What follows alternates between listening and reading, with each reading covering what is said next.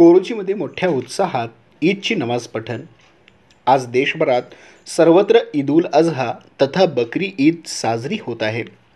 कोरोचीत देखील बकरी ईद निमित्त माळबाग येथील पाण्याच्या टाकीजवळ असणाऱ्या ईदगाह मैदानावर आज सकाळी 8:30च्या सुमारास सामूहिक नमाज पठण करून ईद साजरी करण्यात आली।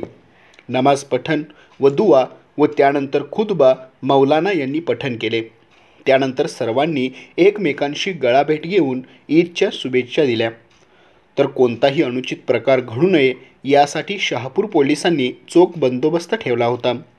जगभरात आजच्या दिवशी मुस्लिम बांधव बकरी ईद साजरी करतात।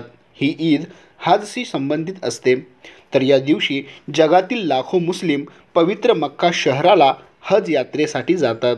या दिवशी नमाज पठण करून एकमेकांना शुभेच्छा देतात। पाहत रहा N51 न्यूज।